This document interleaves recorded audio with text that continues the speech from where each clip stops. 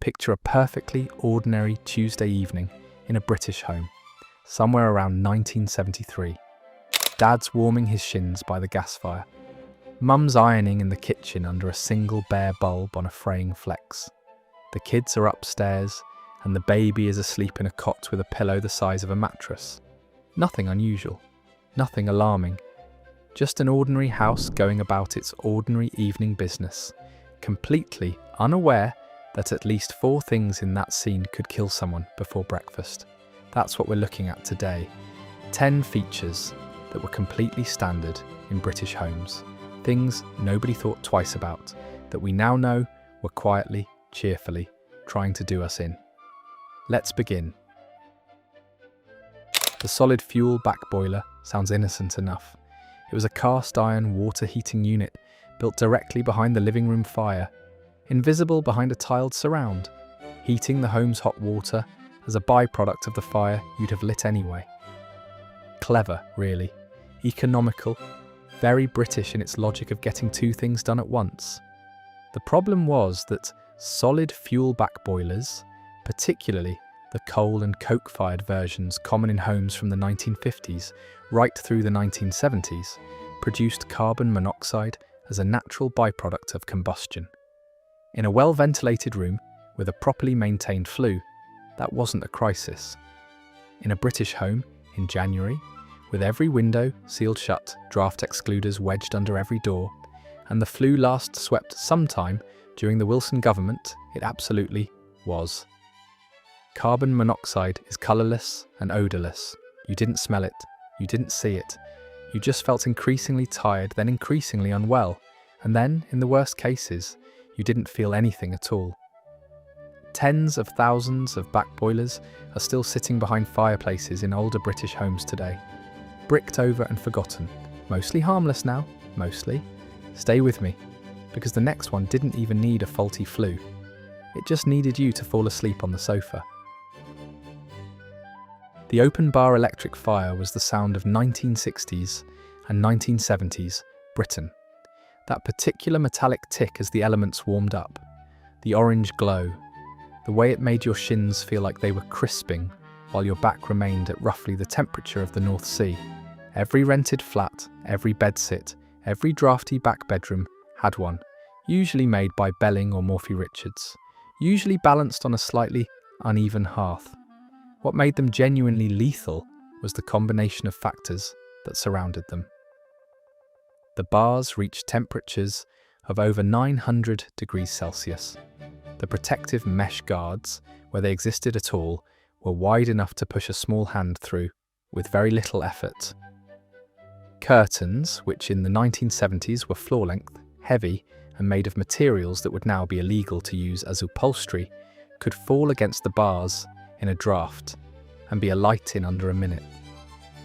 And then there was the flex, long fabric covered, often rooted under a rug to reach the nearest socket, and subject to whatever wear and tear 3 children and a Labrador had inflicted on it over the previous decade.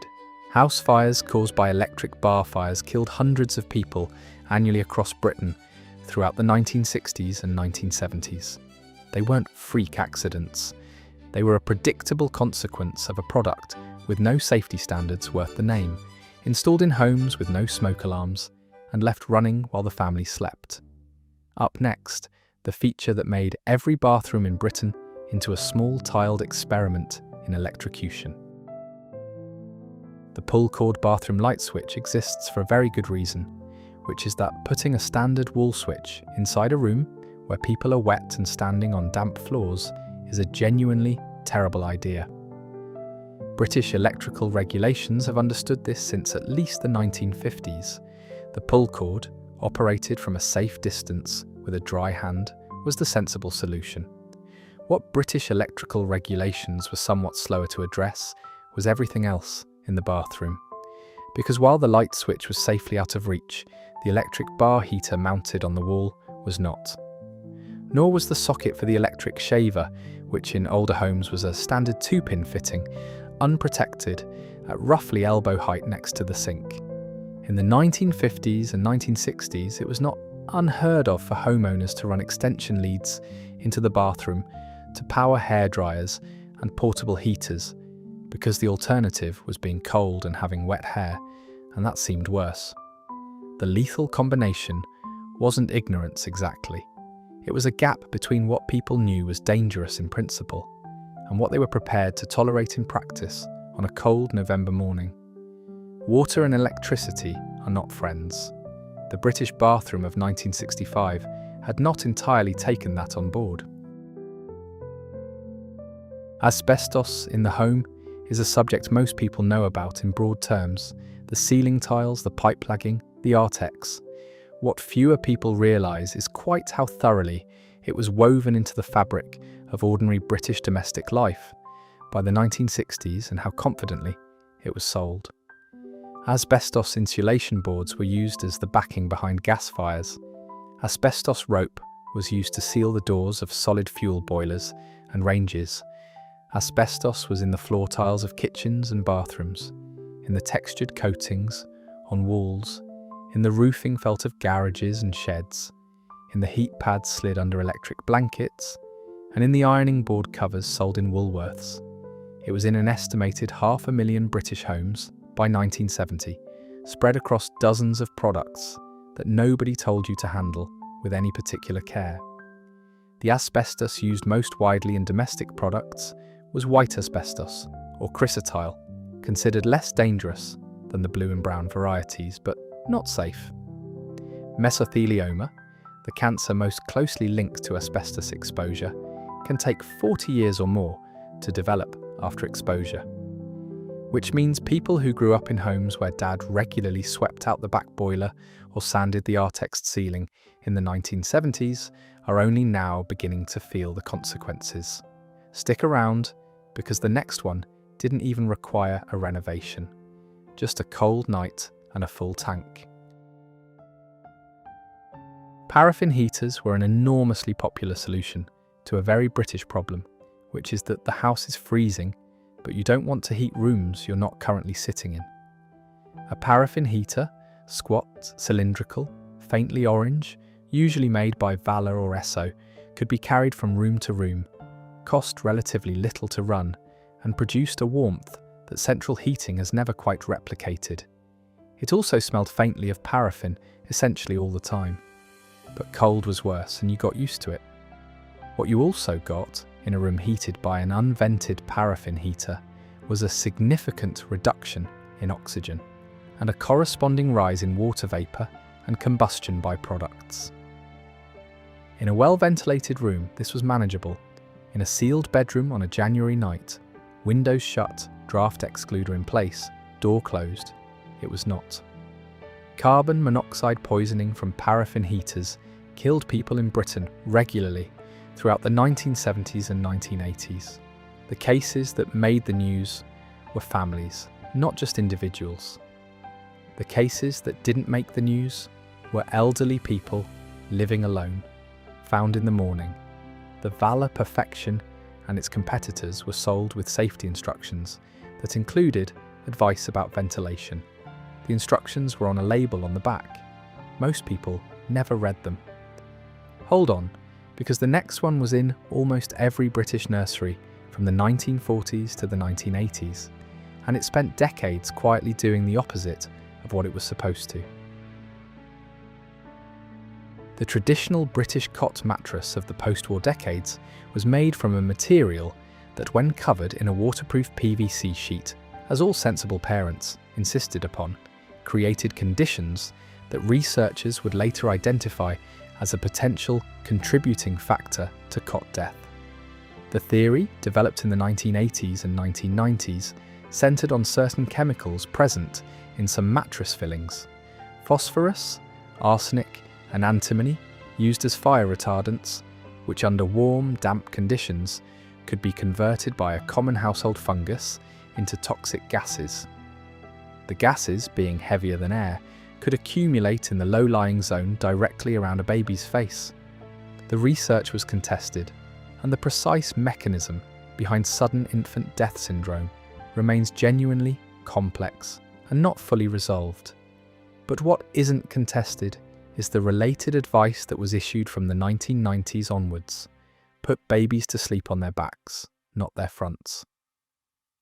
That single change, widely adopted after the Back to Sleep campaign launched in 1991, is estimated to have saved around 20,000 infant lives in Britain in the 3 decades since, which tells you something about how many were being lost before. Parents of the 1950s, 60s, and 70s put babies to sleep on their fronts because that was what they'd been told to do. They were following the advice of doctors. Nobody was negligent. The house was simply not as safe as it looked.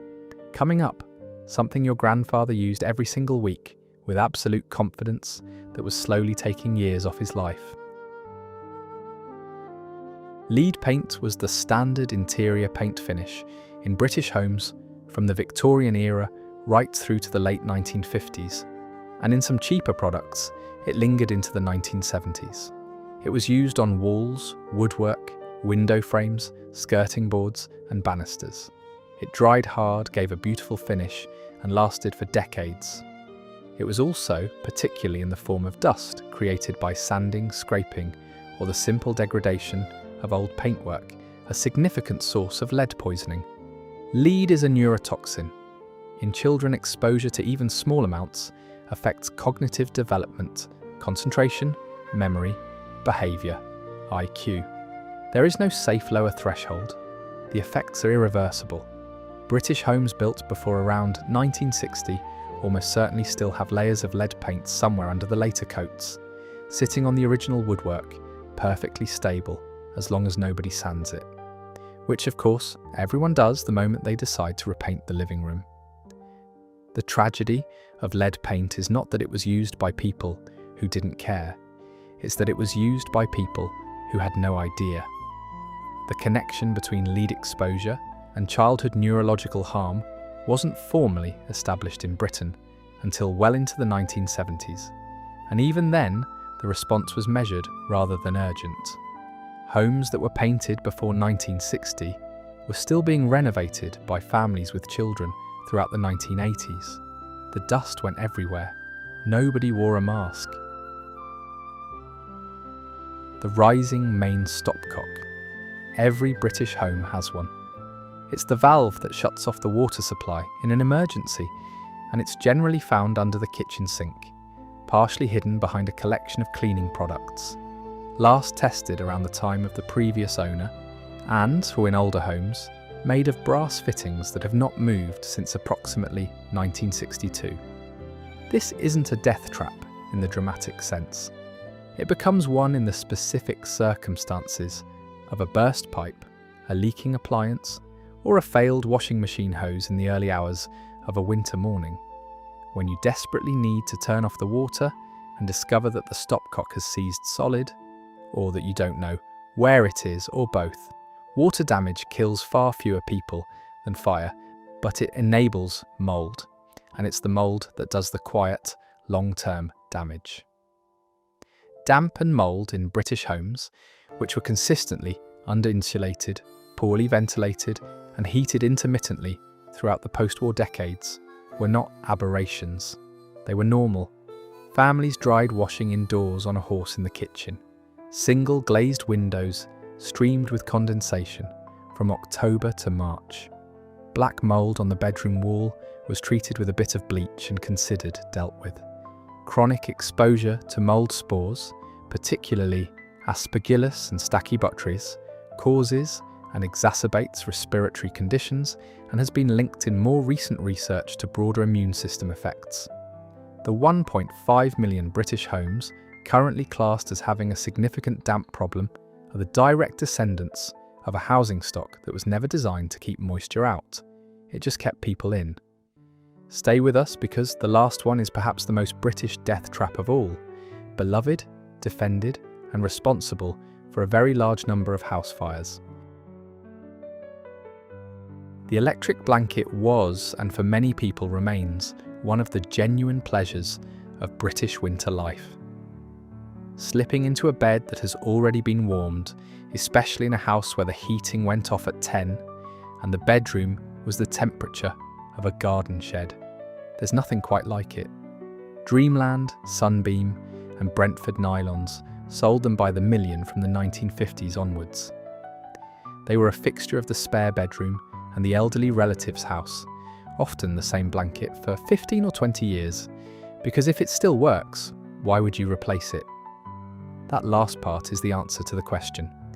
Electric blankets were involved in around 5,000 house fires in Britain every single year throughout the 1980s and 1990s. The causes were consistent.